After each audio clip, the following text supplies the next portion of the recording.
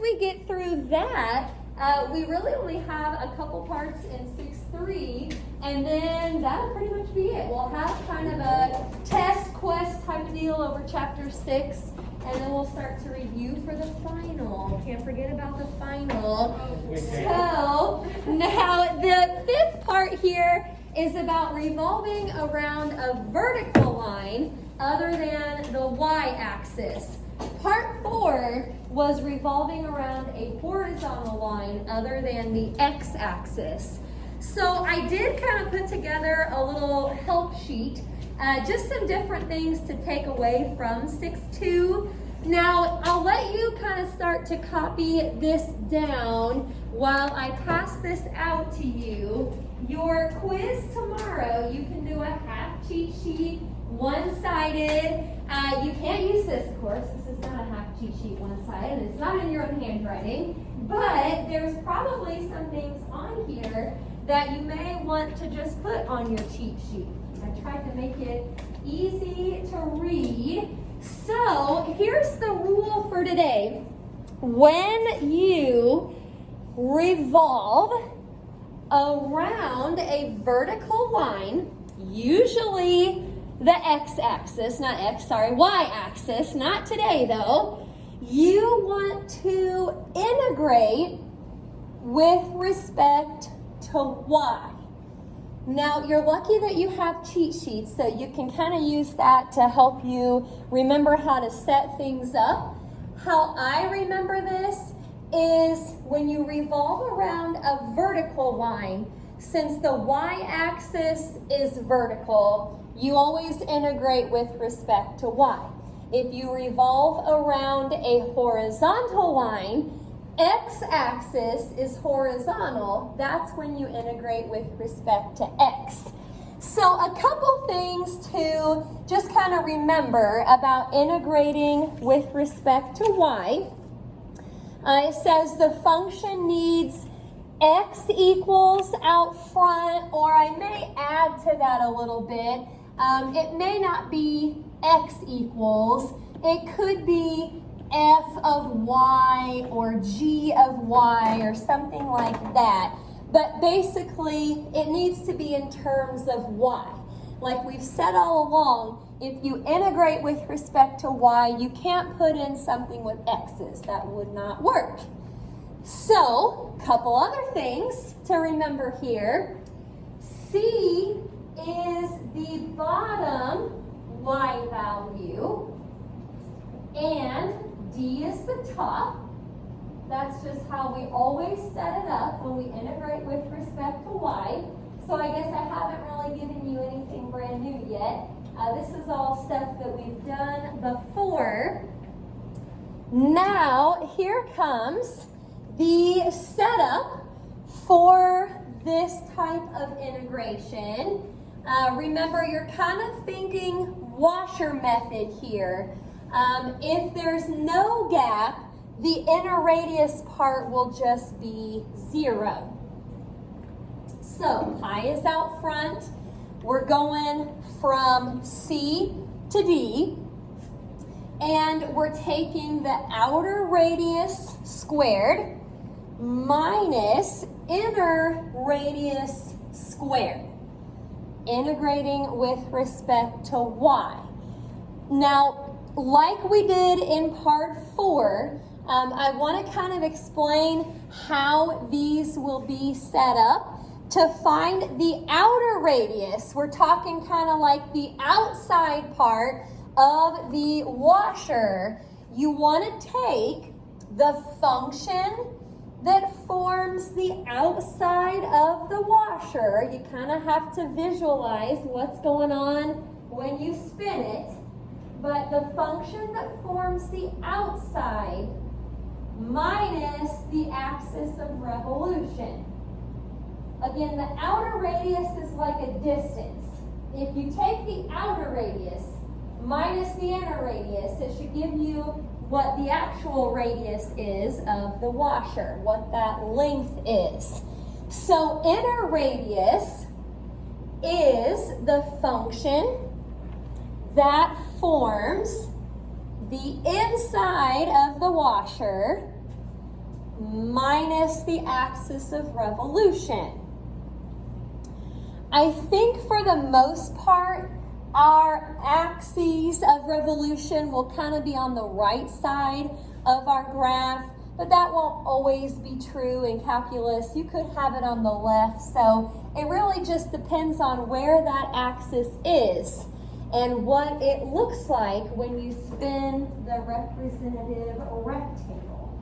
That's what you really have to look at to get an idea of what's where with the washer. Okie doke. Now, we're going to try a couple examples here, I think. If you're looking at that paper I passed out, what we're dealing with today is on the back side of it, that last part. Basically, everything on here is what you just wrote down, maybe just kind of in a different order. So, a visual. You don't have to copy this down if you don't want. And my rectangle always disappears when I do this for some reason, but we'll say it's right there. And our axis of revolution is this little guy right here, a vertical line other than the y-axis. So take this rectangle and imagine spinning it around that axis of revolution. This function right here, whatever it is, that would form the outside of the washer. This function right here would form the inside. That's what's going to be the hole. And so outside, inside. Now again, basically what we do is we take this distance. Hello there, got some people rolling in. Welcome. I'm going to put my trash can here. I lost my door stuff, so that'll work for now. So if we take this distance between the axis and the outside, subtract this distance, that is what's giving us that washer in the middle. Okie doke. I'm going to go ahead and put the directions up here. And I'll get some stuff printed for you. I did pass out a help sheet for 6-2. What we're doing today is kind of that bottom part there. But pretty much the same directions that we've had for this whole section. Find the volume of the solid generated by revolving the region around the given line. When you do your quiz tomorrow, you really have to look at what you're spinning around. And that's kind of how I broke down the help sheet. If you're spinning around the x-axis, that's the part on the top for the front side. If you're spinning around the y-axis, you're looking down here. If it's some other line, you just have to know whether it's vertical or horizontal. Today we're dealing with vertical lines. Okie doke. Here is our first example. Just doing a couple of them today. So we have y equals the square root of x. Y equals 0. X equals 4. Those are the functions we'll have to graph, and we'll have to look at the bounded region. We're revolving, though, around x equals 6. Okie doke. We're going to have to get our graph going here so we can visualize what's going on. Again, when you take your quiz tomorrow, quite possibly, you could graph it first if you wanted, but quite possibly the most important part is what you're revolving around. You have to look at that so you know how to set up your integral. Okie doke. I'm going to go for the easy functions first. And y equals 0, that's just a horizontal line there. X equals 4. is vertical. I obviously didn't make that long enough because my axis has to be over here too. Let's see, a square root starts at the origin. I know I'll have a point at 1, 1, 4, 2, and that's probably all the further I need to go because that's where it crosses the vertical line.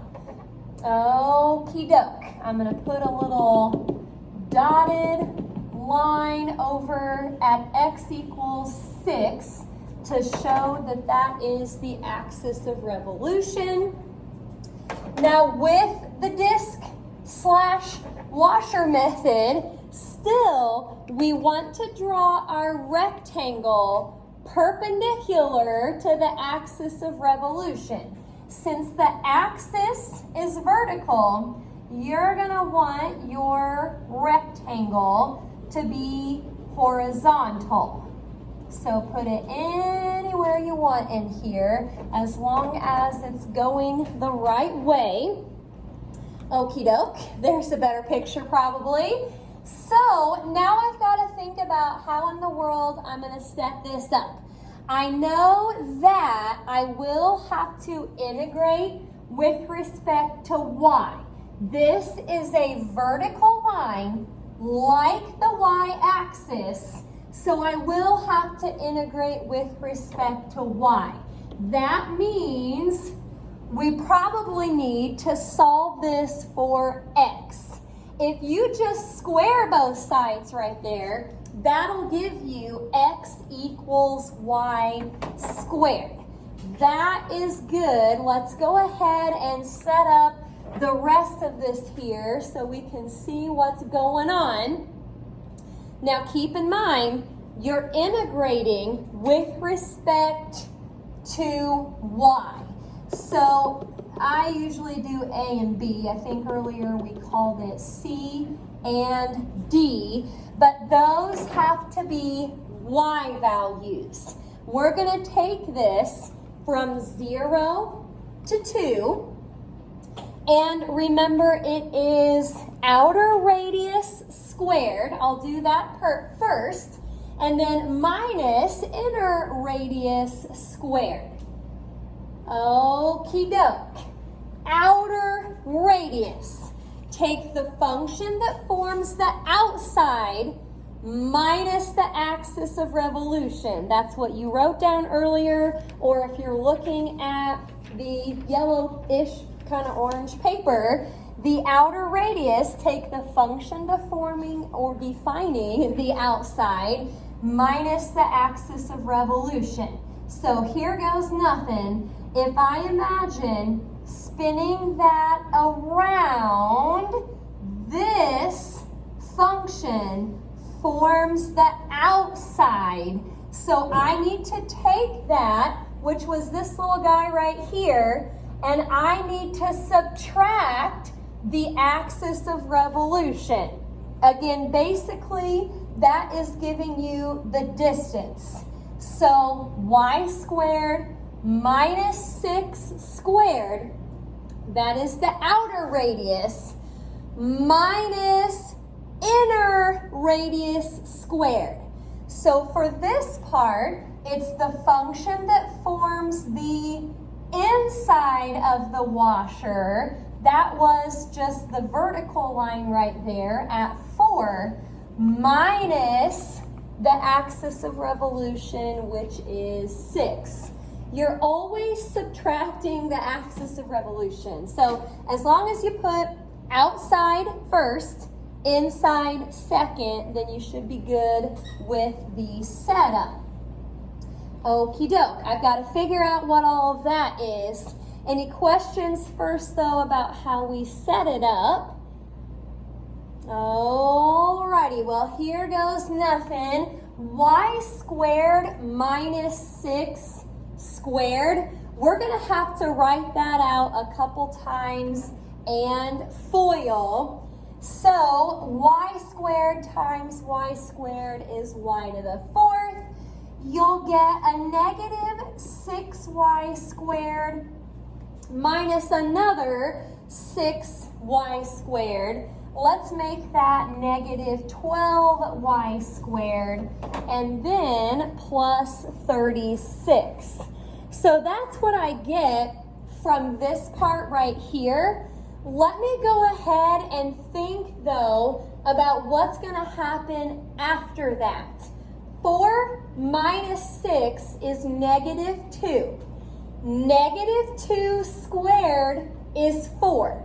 But you're subtracting the 4. So if you imagine taking what you have when you FOILed minus 4, that'll actually turn into a y to the 4th minus 12y squared plus 32. Sometimes I see mistakes right here because of the subtraction. If you subtract negative 2 squared, remember exponents have to come first and then subtract.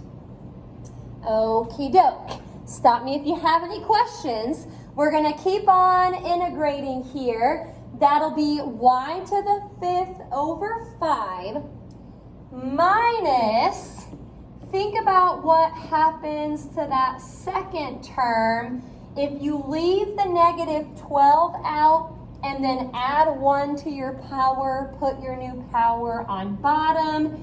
This will actually simplify to a negative 4y cubed, and then just plus 32y. Okie doke. It is time to plug in the bounds. Plugging in the 2 first, actually, this is probably the only thing you'll have to plug in.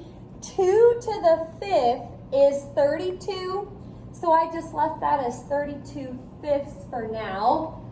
Minus, remember exponents come first, 2 cubed is 8. 8 times negative 4 is negative 32. And then 32 times 2 is 64. Not going to worry about subtracting 0. As a decimal, it's 38.4. Don't forget to put pi with it. As a fraction, it's 192 over 5 pi. Either way is fine. Okie doke. If you integrate and revolve around a vertical line other than the y-axis, you still have to integrate with respect to y. Any questions about the first one? Looking good. Gonna try just one more here. So I'll let you copy that down. Last example, x equals y squared minus 1, x equals 3, that's it, and then we have to revolve around x equals 4. Oh darn, to get my graph here, you know, I'm excited that this has x equals out front because I need to use it in terms of y over here. I'm not excited though that it has x equals out front because I can't graph it with x equals. I have to solve it for y just to figure out what the graph is. So if we add 1 to both sides, that's going to say x plus 1 equals y squared. Square root both sides, and don't forget the plus or minus.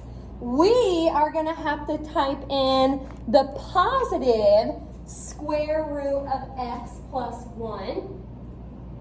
Then the negative square root of x plus 1.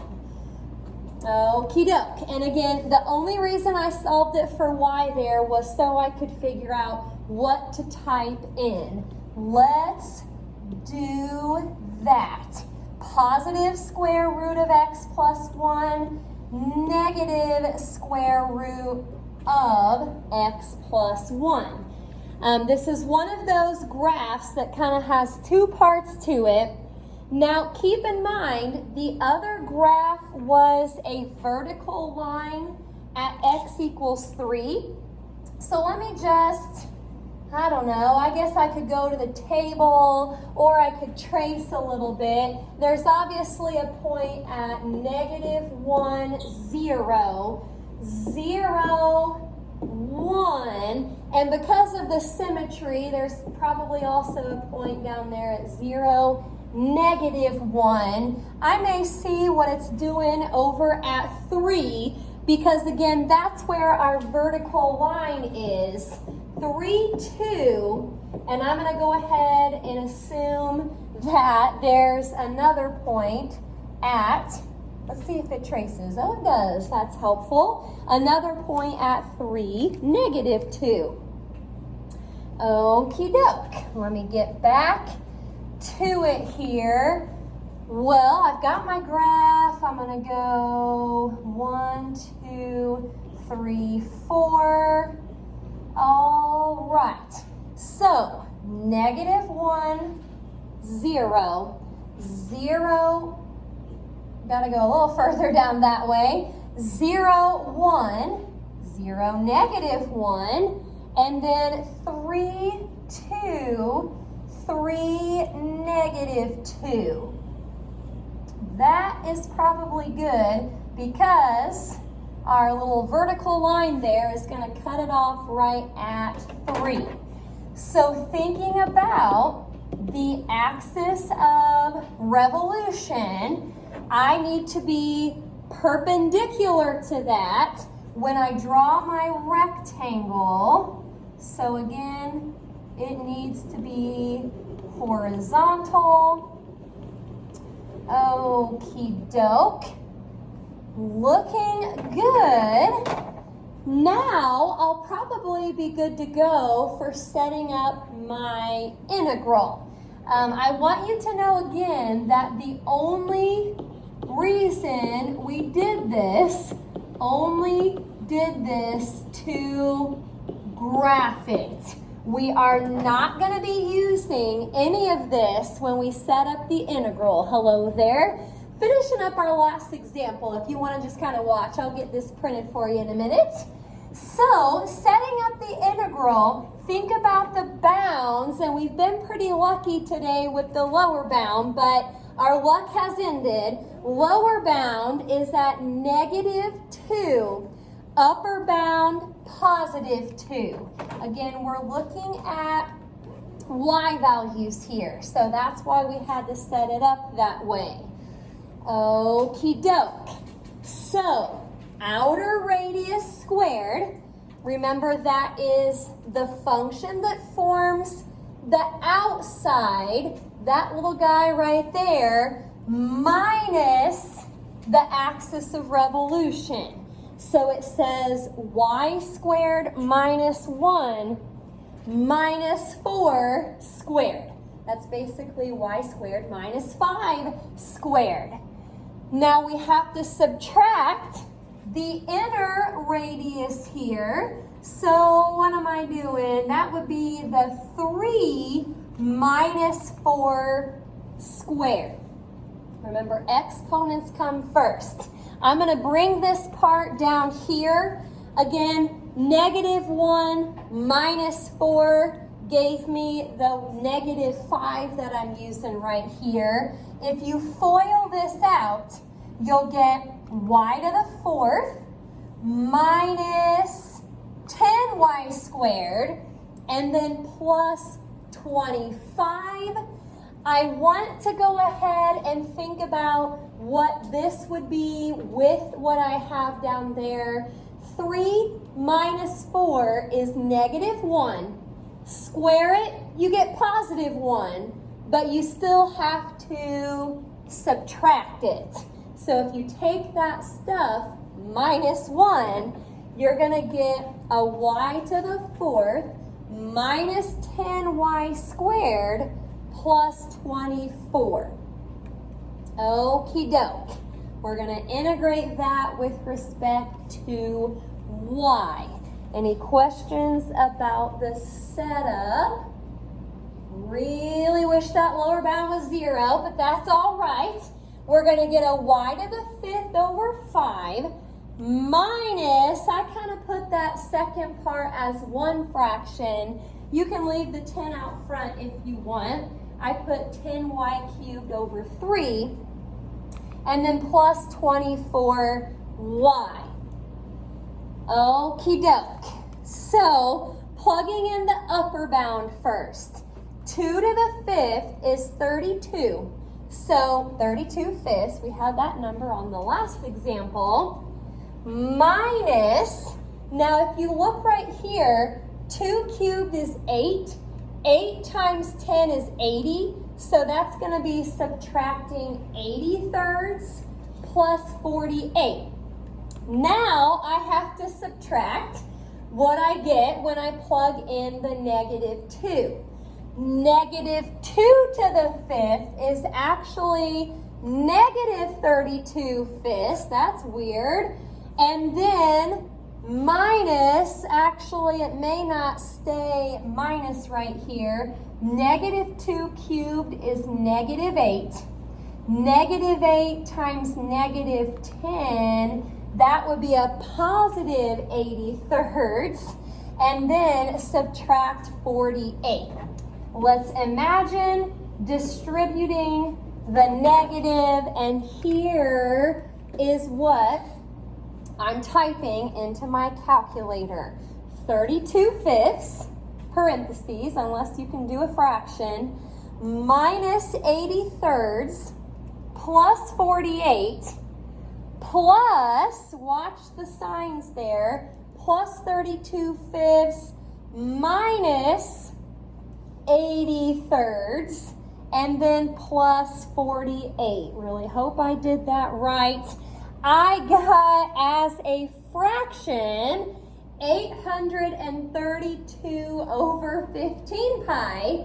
If you did a decimal, it's like 55.47, somewhere around there. And then don't forget the pi. Okie doke. Integrating and revolving around a vertical line other than the y-axis. Questions about the second one? That is our last example there. If you ever type it in and you get something different, let me know. We can look at what might have happened. Well, we hit triple digits here. C100. Very exciting. Only a couple problems though, just 21 and 22. I hope that's not disappointing there.